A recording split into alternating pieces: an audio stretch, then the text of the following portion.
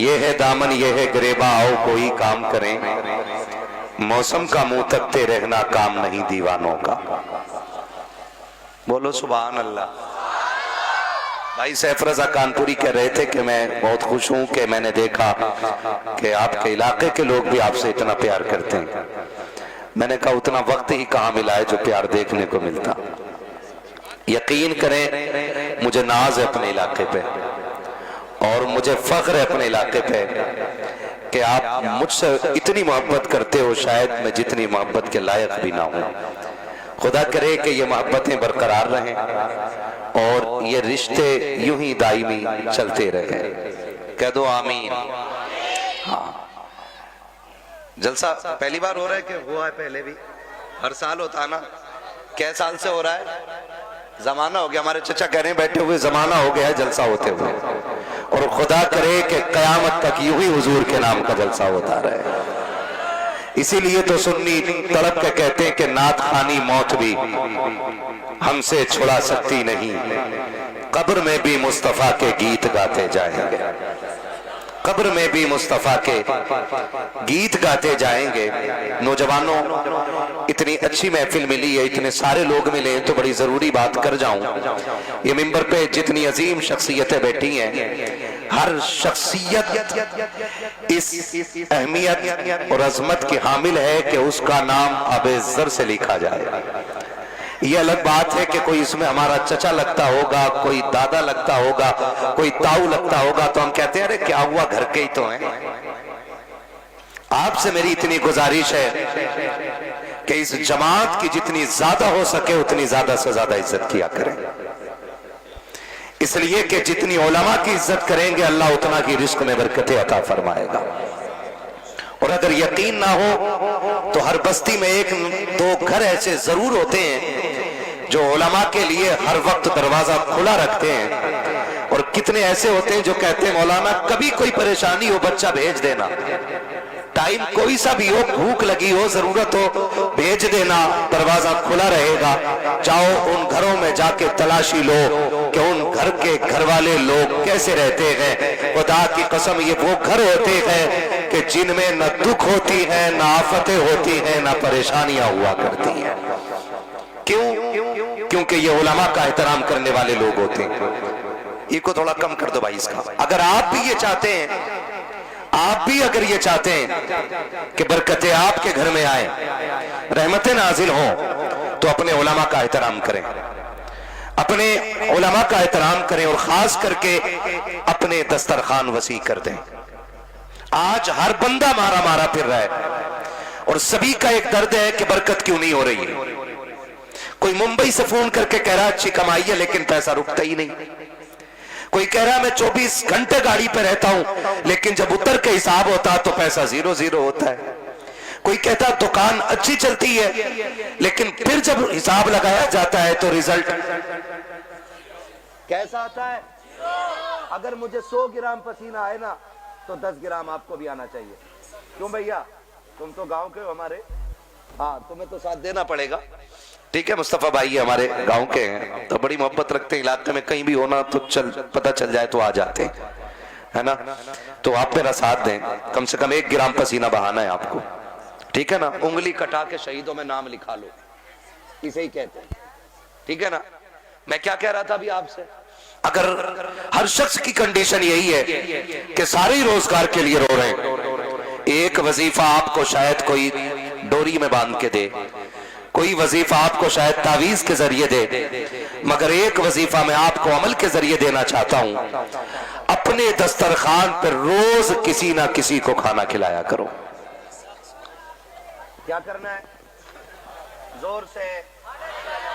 बच्चे बहुत तेज होते हैं और वो हमारे हिंदुस्तान का एक संवैधानिक पोस्ट पे बैठने वाला बंदा, उसने बच्चों पे टिप्पणी करते हुए कहा था कि मुसलमान आई लव मोहम्मद का पैम्पलेट देख करके बच्चों को रोड पे ले आए, जिन हाथों में उन्हें कलम देना था। तो मैंने डंके की चोट पे कहा था ये हुजूर की उम्मत है जनाब, यहाँ बच्चों को मैदान में लाया नहीं जाता। जब बात हुजूर की आती है तो जवानों के साथ बच्चे भी सर पे कफन बांध के आ जाया करते हैं, और ये बात सच्ची है। हम अपने बच्चों को कभी मैदान में लाने की तरकीब नहीं देते। हमारे बच्चों ने सलाहुद्दीन अय्यूबी को पढ़ा है, हमारे बच्चों ने मोहम्मद बिन कासिम को सुना है, हमारे बच्चों के सामने अबू बकर सिद्दीक की हिस्ट्री है, हमारे बच्चों के सामने उमर फारूक आजम की तारीख रही है, हमारे बच्चों के सामने उस्मान गनी का किरदार है, हमारे बच्चों के सामने मौला अली का किरदार है।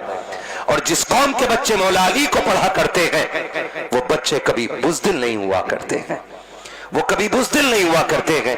और मैं मुबारकबाद पेश करता हूं इन बच्चों के माँ बाप को कि जिनके बच्चे महफिल में बैठे हुए हैं। रात सर्दी की है, 11:30 पे सुई पहुंच गई है, अब तक तो सो जाना चाहिए था, ये क्यों जाग रहे हैं? यकीनन ये माँ बाप की इस परवरिश का नतीजा है जो उन्होंने ये कहा था, बेटे तुझे जीना भी हुजूर के लिए है, तुझे मरना भी हुजूर के लिए है। और मैं कहता हूं बच्चों को हुजूर की महफिल में लाया करो। कई बार कहते चलो चल बच्चों का क्या काम है, आपने देखा होगा ना, मैं पूरी जिम्मेदारी के साथ कहता हूं महफिल शुरू होती है तो बच्चों से शुरू होती है। सबसे पहले कौन आता है? कौन आता है? कौन आते हैं? बच्चे आते हैं, सबसे आगे बैठते हैं। जब ये होते हैं तब तिलावत होती है, और जब महफिल शुरू हो जाती है ना तो चंद मुखिए निकल के आते हैं। किसका चल पीछे चल, किसका पे चल पीछे। बच्चों का आगे क्या काम है? तुम्हें खुदा का वास्ता दे के कहता हूं, जब महफिल हुजूर की लगा हुआ करे तो तुम बच्चों को पीछे ना हटाया करो, इसलिए कि तुम जितना हुजूर से प्यार करते हो तुमसे कहीं ज्यादा ये बच्चे हुजूर से प्यार करते हैं। जो रिश्ता आपका हुजूर से है वही रिश्ता इनका भी हुजूर से है। अगर ये बैठे हैं तो किसी को दिखाने के लिए नहीं, अपने लिए पैसे लेने के लिए नहीं, बल्कि इनके बैठने का सिर्फ एक मतलब है, इनका दिल कह रहा है, सुना के आप हर आशिक के घर तशरीफ लाते हैं, मेरे घर में भी हो जाए चरागा या रसूल अल्लाह। तो इसलिए कभी बच्चों को हटाया ना करो, और मैं तो कहता हूं बच्चों को लाया करो, इसलिए कि ये जितने नौजवान बैठे हैं इनमें अगर मैं देखूं तो 5% सफेद दाढ़ियां नहीं है। कितने? बाकी कितने बचे? 95 बाल काले, 5% जोर से सफेद है। पीछे वाले घर से खा के आए कि नहीं? ये खाली लंगर के सहारे चले आए थे। अगर खा के आए ना, भूख नहीं लग रही है तो फिर बोलते जरा सुभान अल्लाह। 95% काले बाल वाले हैं और 5% सफेद बाल वाले। लोग कहते हैं जवान दीन से दूर हो रहा है, परसेंटेज मिला लो, देखो महफिल में जवान ज्यादा हैं कि बूढ़े ज्यादा हैं? कौन ज्यादा है? तो अब बताओ, जवान हुजूर से दूर हो रहा है कि करीब हो रहा है? जोर से करीब हो रहा है। तो फिर अब ना कहना कि जवान हुजूर से दूर है। अच्छा जवानों एक बात बताओ, तुम जो आज आए हो ना, ये तुम्हारा कमाल है? बोलो, किसका कमाल है? हुजूर का कमाल है बेटे, मेरा नहीं। मेरे जैसे तो कयामत तक कितने आएंगे और दफन हो जाएंगे, लेकिन आखिर में जो आएगा उसको भी यही कहना पड़ेगा कि जिंदगी खत्म हुई और कलम सूख गए, तेरे औसाफ का एक बाप भी पूरा ना हुआ। ये हर आखिर में आने वाले को ये कहना पड़ेगा। आप जो आके बैठे हो ना, ये माँ बाप की अच्छी परवरिश का नतीजा है। अगर माँ बाप अच्छी परवरिश करते ना तब बेटे दीनदार बना करते। हर बेटा दीनदार नहीं होता है, बल्कि अच्छे माँ बाप की अच्छी औलाद दीनदार होती है। आप जो यहां बैठे हो ना, ये माँ की उस गुट्टी का सवाल, उस गुट्टी का असर है जो उसने ये कह के पिलाई थी कि मैं सो जाऊं या मुस्तकिल ताकतें इकट्ठा हो गई हैं। जिस तरीके से हमें कमजोर किया जा सकता है किया जा रहा है। मैं अपने एक जुमले का जिम्मेदार हूं। नौजवानों, हमें भड़काया जाता है, हमें रोड पे लाया जाता है, हमारे जज्बात के साथ वो खेल खेला जाता है कि ये बेवकूफी करके निकले और हम इन्हें निशाना बनाए। मेरी बात बहुत गौर से सुनिएगा। हमारे लिए जाल बिछाए जाते हैं और उसमें हम फंस जाते हैं और फिर उसके बाद दुनिया को तमाशा दिखाया जाता है। मेरी आपसे बस इतनी गुजारिश है, किसी भी मसले को लेकर के आप उस वक्त तक रोड पे न उतरे जब तक आपके साथ आपके कायद की कयादत ना हो। बहुत गौर से मेरी बात सुनिएगा। आप उस वक्त तक रोड पे न उतरे जब तक आपके साथ आपके कायद की कयादत ना हो, जब तक आपके साथ आपका कोई रहबर ना हो, जब तक आपके साथ आपका कोई रहनुमा ना हो, वरना कुत्तों की तरह मारे जाओगे और कोई हाल और पुरसाने हाल वाला नहीं मिलता है। फिर जमाने ठट्टे लगाते हैं, दुनिया हंसती है। अगर कोई आके ये कहे नहीं घर में बैठना हराम है, निकलो, तो उनके लिए कह देना इस्लाम के दामन में किसी चीज की कमी नहीं है। हाँ हाँ, सर कटाने का जज्बा अगर इस्लाम देता है तो सुलह हुदैबिया उठा करके देखो, दुश्मनों से सुलह का भी हौसला इस्लाम देता है। अपने आप को तबाह करने की जरूरत नहीं है। कितने बेटों के साथ जिंदगी से खेला गया है, कितने बच्चों की जिंदगी बर्बाद कर दी गई है। हमारा ना कोई कायद था ना रहनुमा था और हम बंसन के पैर तोड़ जाते हैं। तुम्हें खुदा का वास्ता अगर निकलना हो तो पहले कायद को आवाज दो। अगर हमारा कायद आगे आ जाए तो फिर रुकने की जरूरत नहीं है, फिर ऐलान करके बता दो कि मोहम्मद से वफा तूने तो गम तेरे है, ये जहां चीज है क्या लो हो कलम तेरे। ये मेरा पहला पैगाम आपके लिए। क्या गई है? पहला पैगाम, बिना कायद बिना रहनुमा के रोड पर बोलो, नहीं निकलना है, नहीं निकलना है। सारे लोग हमें घेरे हुए हैं, हम सारे दुश्मनों के बीच में। आप देखते हो कभी खड़े हो रामपुर दोराहे के चौक में, लोगों के पेट में दर्द होता है ना? नकाब वाली औरत या टोपी वाला मर्द हो, चेक इन के नाम पे हर गाड़ी रोकी जाती है। फिर वहीं खड़े होकर आप तमाशा देखो कि जो तुम्हारे जैसे नहीं है उन्हें कोई पूछने वाला भी नहीं है।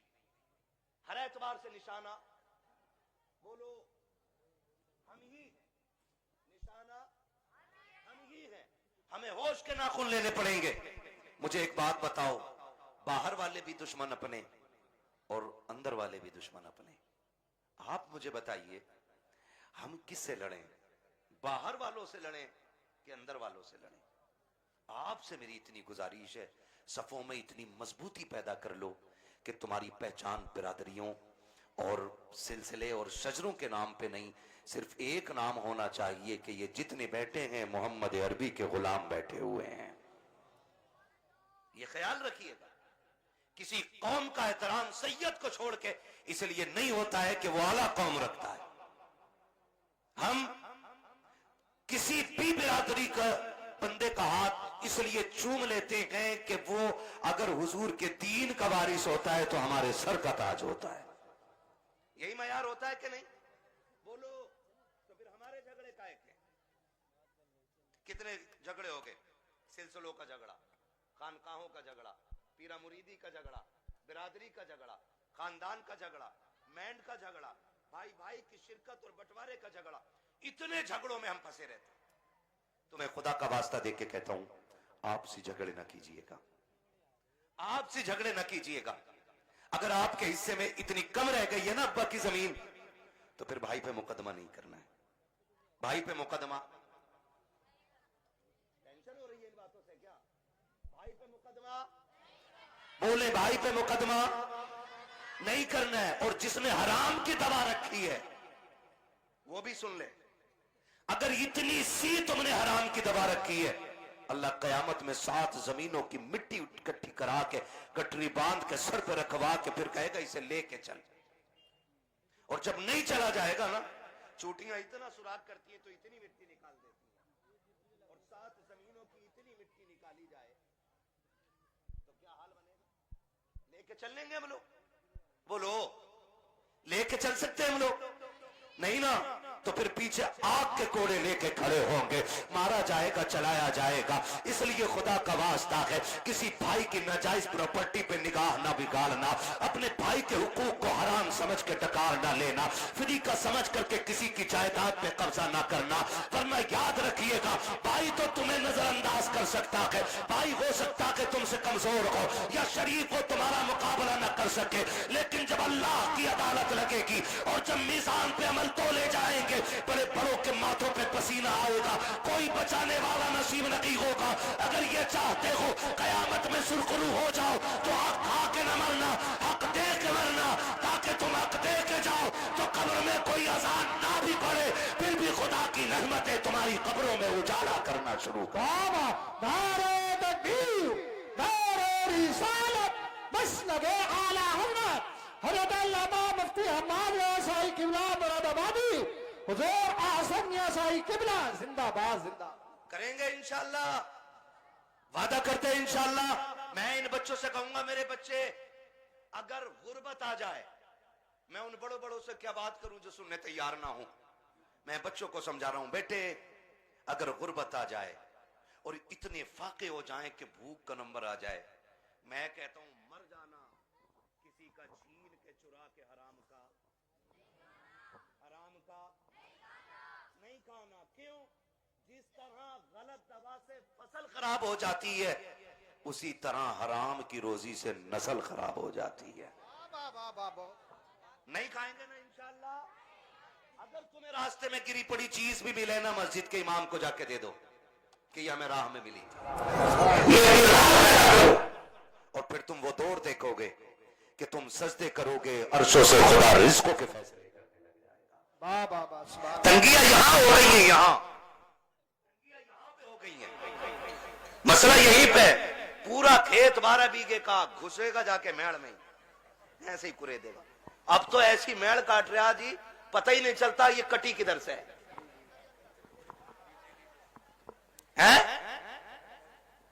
पता ना कहां से मिट्टी निकाले, पानी देवे मेड़ इतनी। हाँ, और मेड़ ऐसी कर दी ऐसे। क्यों? इसका दाव लगा इसने गिरा ली, उसका दाव लगा उसने गिरा ली, मेड़ ही टेढ़ी कर ली। ये कंडीशन है हमारी। ये मुझे बताओ, बरकत मेंढ से होती है कि खुदा के करम से? जोर से। उन लोगों को पता लग जाना चाहिए, आज नबी वाले नबी का जिक्र कर रहे हैं और मेंढ वालों का तज़किरा हो रहा है। ठीक है जी, बरकत मेंढ से होती है कि खुदा के करम से? बच्चे ही बोल रहे हैं जिन्होंने आज तक मेंढ देखी ना होगी। जो फावड़ा मारे बैठा वो कतई बोलने तैयार नहीं। सोच रहा मुझे ही कैरिया दिखे और इस कमेटी वालों ने कहीं नाम ना बता दिया हो। ये कंडीशन है हमारी। बरकत काहे से होती है? बड़े बड़े बोले, बरकत किस चीज से होती है? रज़ाक कौन है? बोलो, क्या बात है, सलामत हो। रज़ाक कौन है? इतनी जोर से पुकारो कि आवाज अर्शों तक चली जाए। रज़ाक कौन है? रोजी देने वाला कौन? रोजी देने वाला कौन? जिंदगी का मालिक कौन? हम सबका खालिक कौन? मौत का मालिक कौन? जब सब कुछ मालिक अल्लाह गए तो मेंढ क्यों काटी? क्यों काटी? कह रहा मानेगा थोड़ी। इसने इतनी काट दी, उसने ला के लोहिया हल, और जब मारा पलटा दे के उधर को ना, कह रहे अब भी बंधेगी ना बंधेगी सीधी कर। जी जी। आज दुनिया उनके नाम का लंगर खा रही है, जिनके अपने बेटे गिरवी रखे हैं, लेकिन आज दुनिया उनके घर की खैरात खा रही है। लेकिन तारीख में खुदा की कसम एक लम्हा ऐसा नहीं मिलता है कि जिस लम्हे में कोई खातून जन्नत के दरवाजे पे मांगने आया हो और खाली चला गया।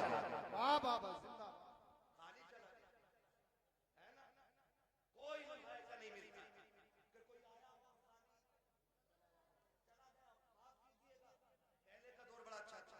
पहले कहते थे मेहमान आएगा तब खाएंगे, और आज दस्तरखान बिछा हुआ आगे फूफा के बाद में खाऊंगा, पहले फूफा से निपट। जी जी। हाँ, बिछा बिछाया दस्तरखान हम उठवा देते, बिछा बिछाया दस्तरखान। मेरा नबी है, हुजूर की बारगाह में परदेसी आया है। तवज्जो है सारे? ये पानी है,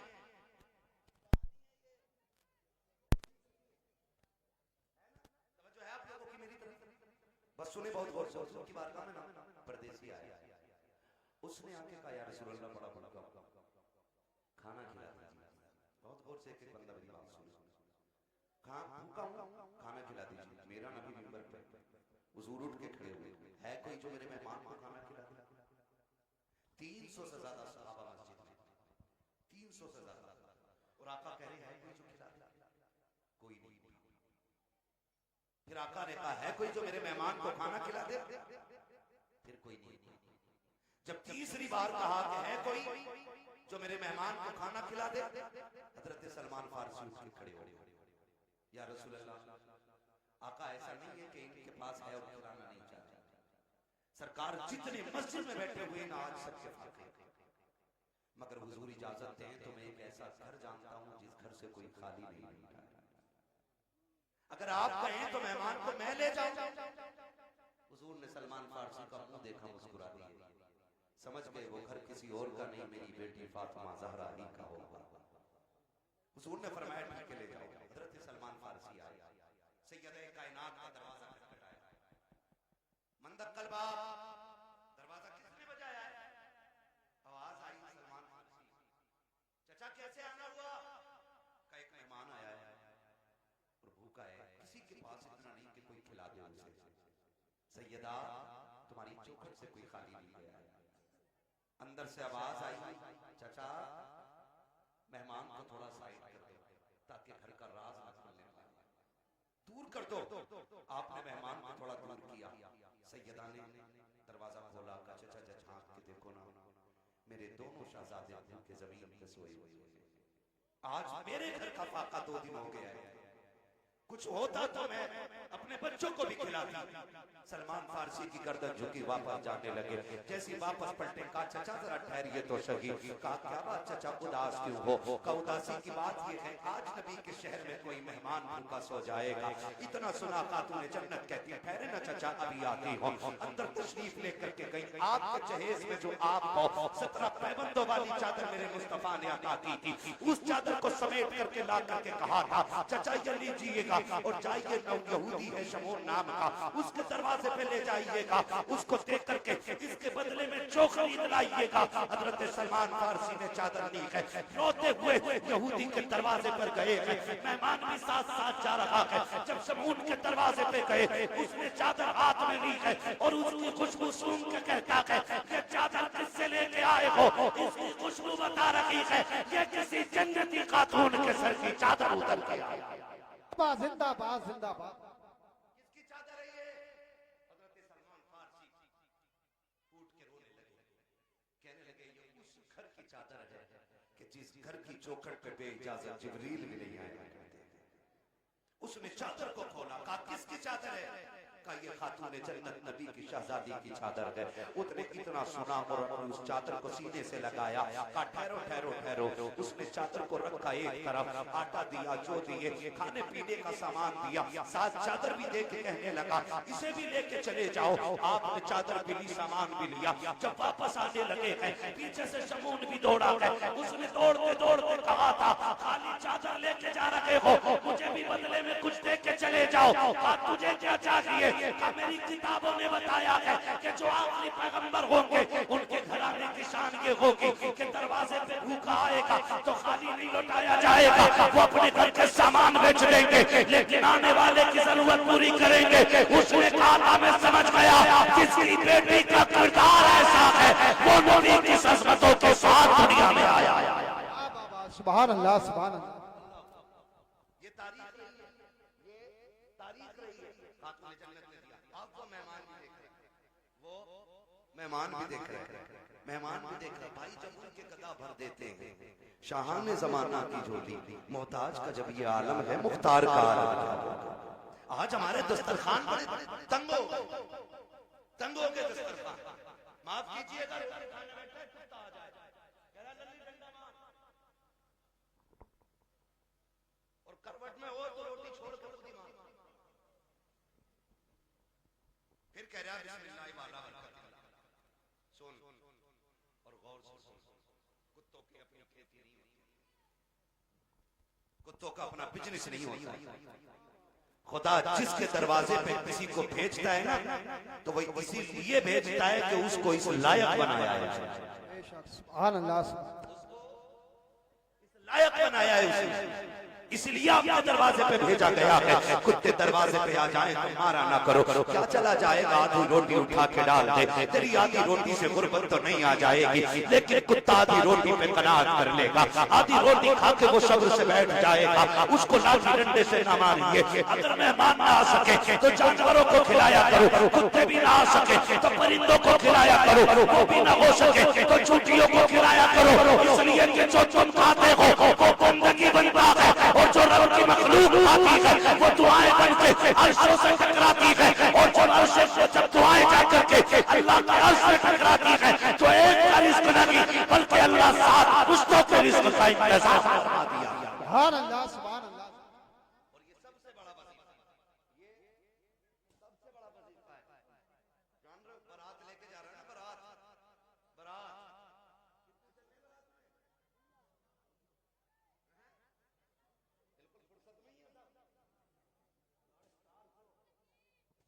जिस बूथ में वोट डालने से ऐसे ही है ना, 450 बारात जा रही है।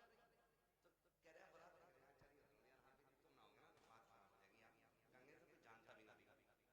ये बदमाशी दिखा रहा है। और जब वलीमे की बारी आई ना अपने बाप के घर खिलाने की, कह रहे हैं ना मैं तो गरीबों को खिलाऊंगा, बस एक खा पीती और 4 मैंने सुन्नत अदा करी है। वो बेगैरत कल जो 400 450 लेके गया था तेरे बाप ने कमा के रख दिया था।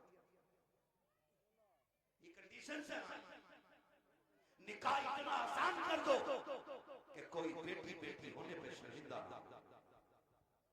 इतने आसान कर दो निकाह कि कोई बेटी बाप के आगे नजरें झुका के खड़ी ना हो। निकाह इतने आसान कर दो कि बेटी मुस्कुरा के कहे शुक्र हुजूर की उम्मत में पैदा हो गई। इतने आसान करो निकाह। लेकिन जब और उसमें भी ना प्योर में क्यों दाल से कैंसर हो जाता,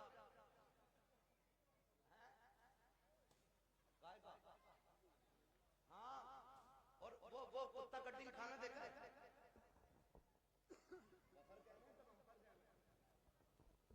अरे खड़े होकर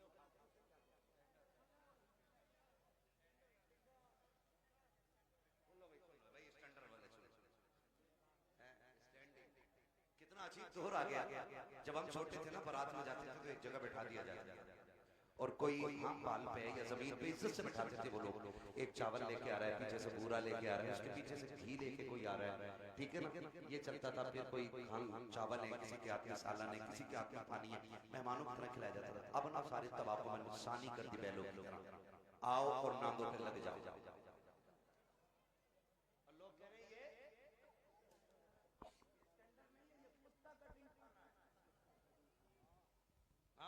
आओ लग जाओ।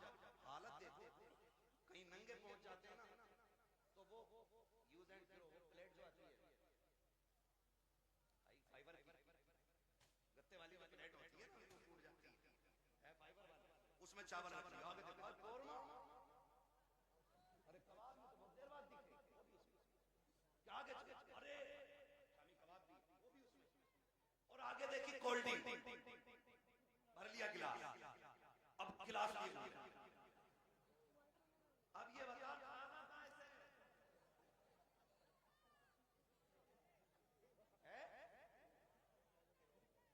खादा का जर्दा भी मार दें। जियो यार, सलामत रहो, बड़ी हिम्मत है भाई। हम एक गुलाब रेस्टोरेंट में, कौन सा है वो, बहुत बड़े वाले साइड में, एक दिन भाई उसमें हम दावत में चले गए, अल्लाह माफ करे, हमें तो रोटी हाथ में,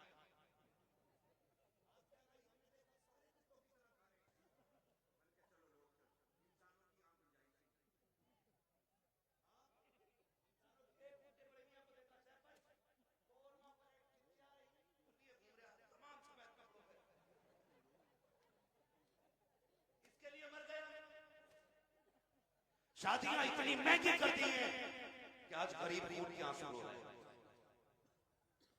जहेज की महंगाई कम नहीं की कि खानों की महंगाई इतनी कर दी। अब तो गोलगप्पे भी वही रखे, छोले भी हैं, कबाब भी हैं, कुछ तो ऐसे टूट पड़ते हैं जैसे मिला ही नहीं है कभी। और सच्ची बात बताऊं, ये टूटने वाले वो होते हैं जो अपने बीवी को छींचड़े फेंकने पे भी गालियां बोलते हैं।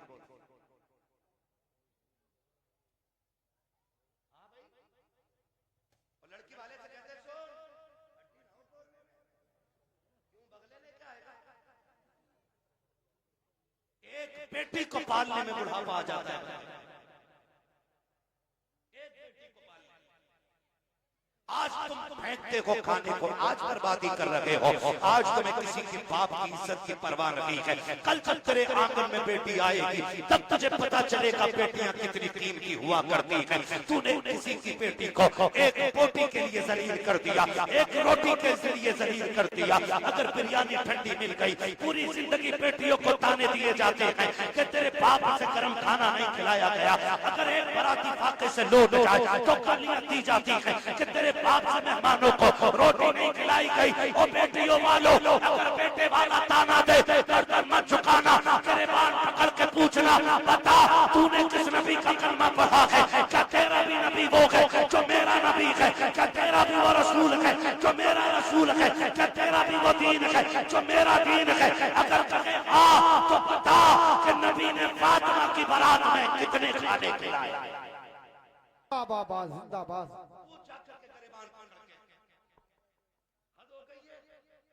जिसका बस नहीं चलता बेटी के बाप को दबाना शुरू कर देता। निकलो इन चीजों से, निकाह आसान कर दो ताकि बेटियां मुर्तद ना हो। बेटियां मुर्तद ना हो। जिसकी भाग जाती है वो कहता जी मेरा उससे मतलब ही नहीं। और पहले अगर किसी लड़के ने, किसी बंदे ने उसकी बेटी को किसी गैर के साथ किसी होटल में या किसी कैफे में देख लिया और बता दिया तुम्हारी बेटी वाला जगह देखी, अरे उड़ा रहे हो, मेरी बेटी को उड़ा रहे हो। खून के आंसू रोना पड़ रहा है आज, खून के आंसू। यही पे जाके पता करो 2021 से अब तक कितनी लड़कियां गायब हुई हैं। 13 लाख लड़कियों का आंकड़ा दे रहा है।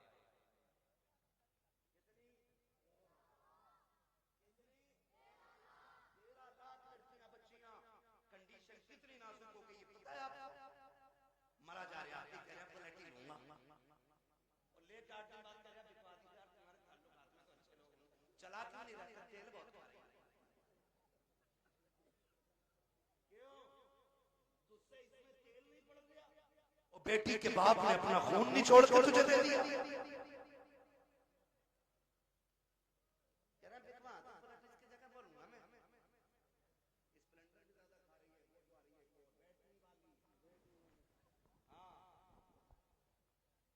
और बुड्ढो अब्बा से गुजारिश करूंगा, ये बुड्ढे अब्बा जो होते हैं ना लिस्ट लिए घूम रहे आप बेटे की बारात में, कह रहे ये सारी चीजें होनी चाहिए, सारी चीजें कह रहे आप लड़की वाली हो, बेड ये वाला हो, सोफा ये वाला हो।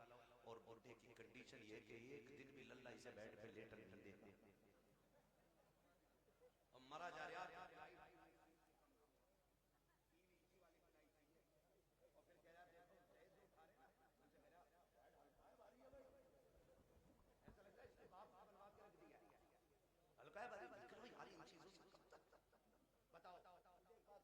बेड घुनेगा कि नहीं? गाड़ी खराब होगी कि नहीं? बोलो जहेज खत्म होगा कि नहीं? तो फिर ऐसी चीज के लिए क्या मांगना जो खत्म होने वाली है? और बेटियों से भी गुजारिश करूंगा, ये जो मुखिया की बेटी को देख के अपने अब्बा से कह रही है अब्बा 12 फीट वाला ही फर्नीचर बनवाइए मेरे कमरे में। बेटियों से मेरी गुजारिश है, कभी अपने बाप से फरमाइश नहीं करी। और लड़कों से गुजारिश है जो बाप से दगा करके तुमसे शादी करे उससे कभी निकाह ना करना। इसलिए कि जो बाप को छोड़ सकती है जहर देके वो तुझे भी मार सकती है।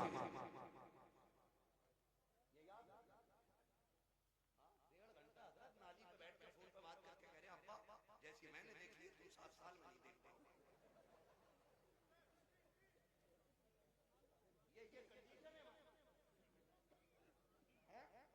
आप अंदाजा लगाइए ना मेरी बात समझ पा रहा हूं। हाँ, इमाम साहब फजर में 2 रुकू पढ़ दे, कह रहा लोग कल से आने ही ना आने, कह रहा टांगे पत्ती आ गई, 2 रुकू में टांगे पत्ती आ जाती है। और 1.5 घंटा नाली में खड़े होकर मच्छर काट रहे, डैम बन गया, खून ही नहीं हट रहा कान पर। ये आशिक नहीं होते, ये मलेरिया की औलाद लवेरिया होते। आपसे मेरी गुजारिश है वो बच्ची हमारी नस्ल को अच्छा बना ही नहीं सकती है कि जो अपने माँ बाप से गद्दारी करके हमारे घर में आई है।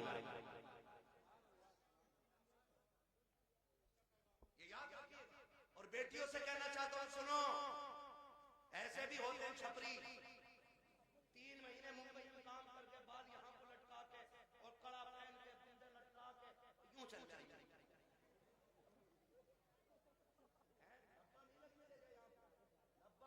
लड़कियों को बहका रहे कि हम इतना पैसा कमाते हैं, लड़कियां लालच में आ जाती हैं, जी सोने वाला है, गाड़ी वाला है। मेरी बेटी हाथ जोड़ के कहता हूँ, खुदा की कसम, अगर 7 जमीन की दौलत उठा करके एक पल्ले में रख दिया जाए, चांद सूरज को उतार करके उसी दौलत के साथ रख दिया जाए, ये सारी कायनात की दौलत मिलके तेरी इज्जत के एक लम्हे के बराबर नहीं हो सकती है। जो इज्जत तुझे खुदा ने अता की है, जो इज्जत तुझे मुस्तफा ने दी है, दुनिया का दौलत का लालच दे तो थूक देना, कह देना तेरी दौलत, तेरी मोहब्बत मेरे बाप की मोहब्बत से ज्यादा नहीं हो सकती। नारे तकबीर, नारे रिसालत, बस लगे आला हजरत अल्लामा मुफ्ती हम्माद साई किबला उलमाए ले सुन्नत जिंदाबाद जिंदाबाद। ओ भाई, बेटियों से एक बात कहूं, बहुत गौर से मेरी बात बेटियों सुने। हमारी मर्जी है, हमारा निकाह, इस्लाम ने तुझे हक दिया, मर्जी का भी हक, लेकिन किसी किताब में ये नहीं लिखा है कि बाप और भाई की दस्तार और पगड़ी पे जूते मार कर घर से निकले। इस्लाम ने तुझे इसकी इजाजत बिल्कुल नहीं। हाँ, वो है ना तेरे लिए किया, निकाह उस वक्त तक नहीं होगा जब तक तेरी मर्जी शामिल नहीं होगी। ये दिया ना इस्लाम ने, तेरी मर्जी के बगैर निकाह बोलो नहीं हो सकता है, ये हक है इस्लाम ने। लेकिन ये कौन सी बात हो गई, तुम मानो ना मानो, मुझे निकाह उससे करना, निकाह उससे करना। मेरी बेटी सुन, जब भी तेरा दिमाग डाइवर्ट हो, तेरा ज़हन बदले, कभी तेरा ख्याल गलत हो, माँ बाप को धोखा देने का ख्याल हो, एक बात याद रखना कि तेरे बाप का कितना एहसान है तुझ पे, बस इतना सोच ले, कितना एहसान है। मैं उसकी 18 साल की मजदूरी की बात नहीं कर रहा, मैं 20 साल तेरे लिए जो धक्के उसने मार्केट में खाए, मैं उसकी भी बात नहीं करता।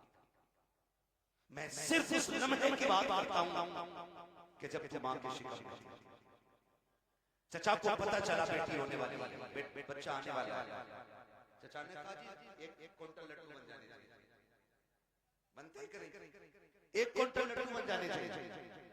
दादा ने कहा सोम पपड़ी से नीचे मीठा नहीं बैठे। माँ हॉस्पिटल में गई, रात को 1 बजे कॉल आया, डॉक्टर ने कहा मुबारक हो तुम्हारे घर में बेटी आई। चचा जहां था वहीं गिर गए। सुन मेरी बेटी, दादा की सांसें रुक गई और दादा बिस्तर पे लेट के कहता है मुझे बारिश चाहिए था, बेटी नहीं। चचा के पास मीठे वाले का फोन आया, मीठा नहीं लेना है, मीठा नहीं लेना है। तो उसने कहा नहीं, बेच ले अपना।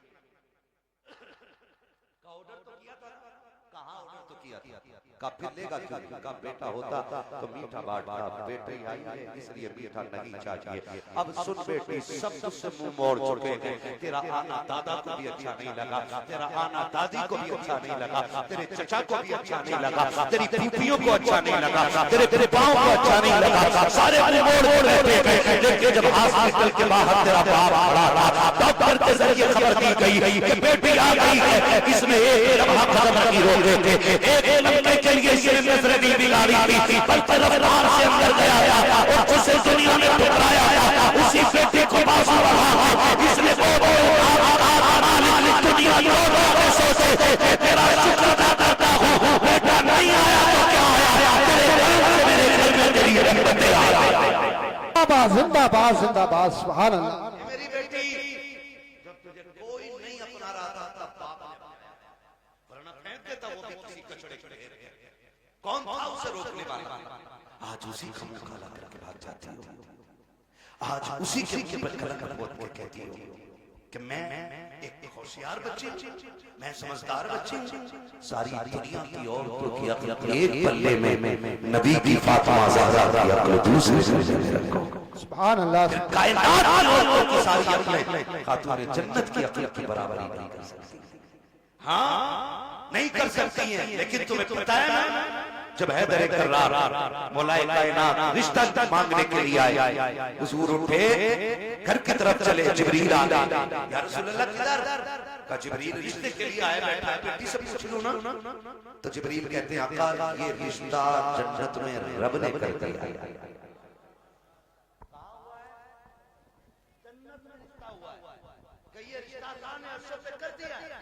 मालूम का फिर भी आप का बात यह है कि बेटी से इजाजत लेके जा रहा हूं। जी जी हुजूर क्यों? ताकि इसलिए कि कल जब बेटियों को रुखसत करने की बारी आए तो बाप अपनी मर्जी से बेटियों का गला दबा के रुखसत न करे, बल्कि निकाह से पहले हर बाप अपनी बेटी की इजाजत जरूर ले। जी जी जी ये बाप का फैसला। और अब बेटी का किरदार आप देखिए, आज बेटियां कह दिया करती हैं कि जी क्या जरूरत है, हम मर्जी के मालिक हैं, हमने चला कर डाला तेरा नबी खातून जन्नत के पास, बची कैसे आया हुआ का बेटी बाहर ही आए खड़े रिश्ते के लिए आए हैं, बेटी तेरी क्या मर्जी है, इतना सुना खातून जन्नत की आंख में आंसू आ गए। बच्ची ये बात आप पूछ रहे हैं, कहा बेटी का ये बात माएं पूछा करती है, आप ये बात मुझसे पूछ रहे हैं। जब मेरे नबी ने कहा फातिमा कहां से लाऊं खदीजतुल कुबरा, जो बचपन में तुझे छोड़ हो गई, तेरा हाथ दे के कहा तीन बेटियों को दे के जा रही है, छोटे बेटे को आप देना। फातिमा मुझसे खदीजा ने कहा मेरी फातिमा को रोने न देना, बेटे मैं तुझे बचपन से पालता रहा और कभी तेरी आंख में आंसू नहीं आने दिया। खदीजा कहां से लेके आऊं? दादा सगी की जो तुझसे आया मैं खुद चला आया हूं, बेटे बता तेरी क्या राय है? तब काका ने जन्नत में कहा इसमें मेरी लगा, उसमें मेरी लगा। आज दुनिया कहती है हुसैन ने नेज़े पे कुरान पढ़ा है, ये कमाल हुसैन है। खुदा का कसम अगर नेज़े पे कुरान हुसैन ने पढ़ा है तो सिर्फ कमाल हुसैन का नहीं, बल्कि खातून जन्नत का कमाल है। अगर माए बाप का होती है तो बेटे नेज़े पे चल चल पढ़ा है। सुभान अल्लाह सुभान अल्लाह। असल ये चीज बेटियों की गुजारिश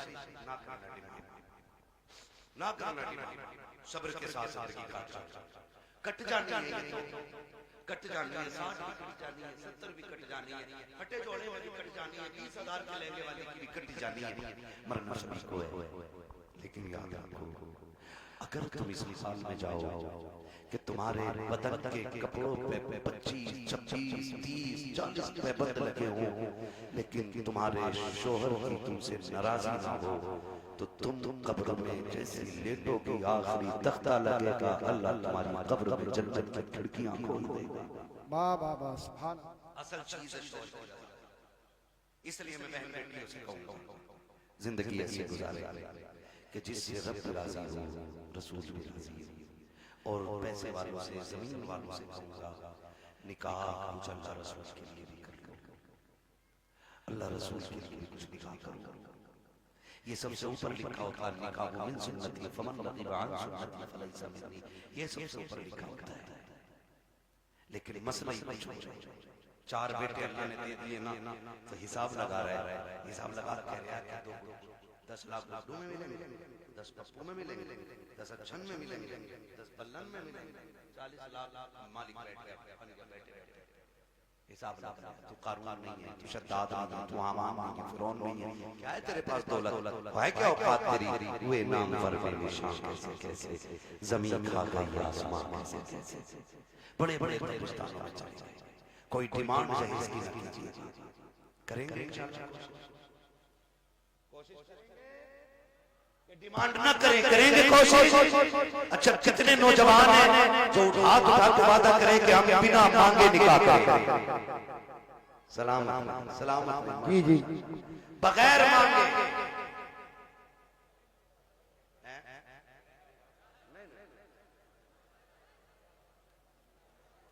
क्या बात है, सलामत है मेरे लाल। अल्लाह इन बच्चों की जवानियां अच्छी करे। खुदा करे कि ये बच्चे वो दिन देखें ये दूल्हा बने हो और इनके शेरों पे बातें मदीने वाले मुस्तफा की हो। सुभान अल्लाह। हाँ जी करेंगे इंशाअल्लाह। इंशाअल्लाह। एक दूसरे को देख के हंसो मत, आज वादा कर मौत आनी मौत आनी है, मरना जरूर है।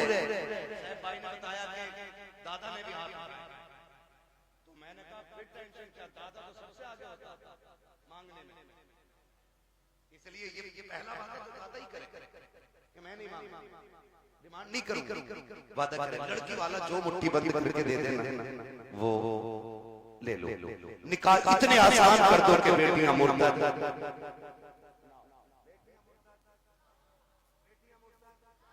और आपसे गुजारिश है, मैं उन बाप भाइयों को सबसे बेगैरत मानता हूं जो बेटियों की कमाई खाते।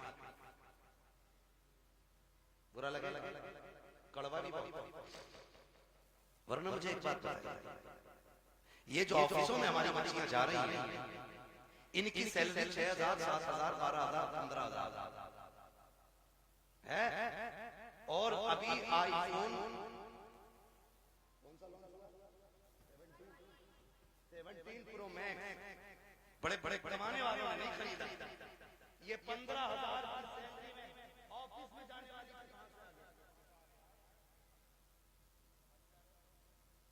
कहां से आ गया ये, जिसके 7,000 किराए में और 12,000 खाना खा जाती है। ये 1,50,000, 1,80,000 कहां से आया है? कोई पूछने वाला? कह रहा हमारी नली पर सबसे बड़ा देख तेरी नली इतना बड़ा कदम उठाती कि तुझसे बड़ा कभी ना कोई बचेगा। हद हो गई, बेटियों को ऑफिसों में भेजा जा रहा है।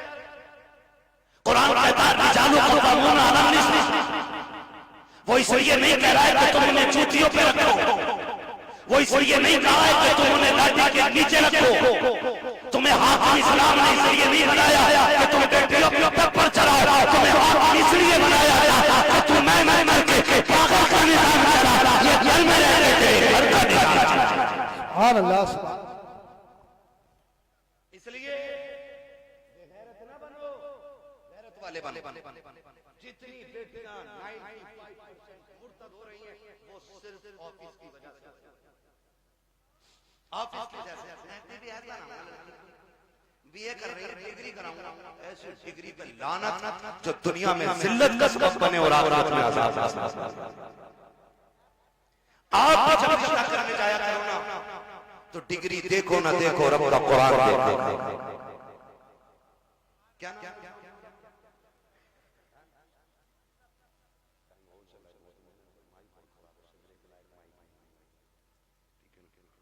तवज्जो है सारे लोग? मिर्जापुर है ना, मिर्जापुर के कितने लोग हैं? हाथ उठा के बता दें। माशाअल्लाह, अब हाथ नीचे कर लें। अब जो मिर्जापुर के बाहर के वो जरा हाथ उठा दें।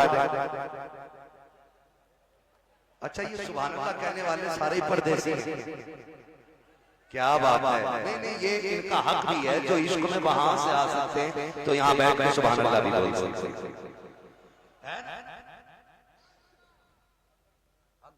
कई गांव के लोग आए, अल्लाह सबको सलामत रखे। और भाई ये बात सुन लो, ये मत सोचना कि हमारे मरकज से इसका आगाज होगा तो हम करेंगे,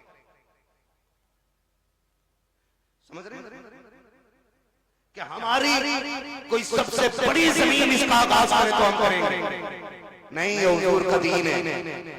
अगर नंगे पैर चलने वाला आगाज कर देना और उसे देख के दुनिया बदलने लग जाए तो वही उस इलाके का मरकज बन जाएगा। मिर्जापुर वालों, ये आगाज आपको करना है। हमें बेटियों की कमाई,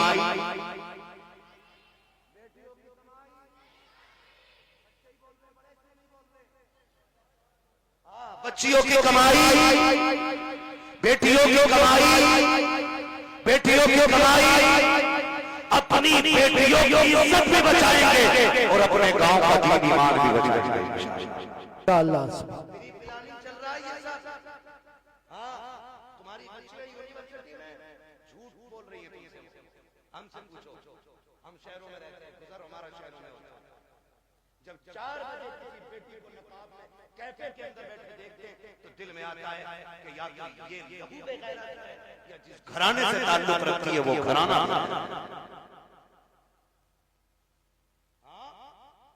मैं फला जगह पढ़ नहीं रही,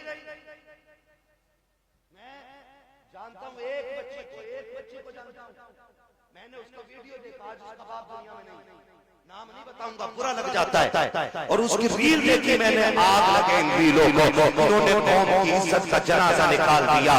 अब्बा भी बैठा बैठा कह रहा नहीं, ये मेरी बेटियों को इजाजत मैंने दी है, ये मेरी बेटियों की इज्जत हो रही है, पूरा हिंदुस्तान बेटियों को जान आया है। 100 डॉलर दवाई था और नंगी होकर के नाचने वाली रोड पे नाचने लगे तो से मुल्क लगी दुनिया जान जाया जाती है, लेकिन फरिश्ते उससे अनजान हो जाते हैं। मगर खुदा का कसम, अगर लगी बेटी रानों को सजदों में गिर जाए तो कोई जाने क्या न जाने, खुदा की रहमत में फरिश्ते उसे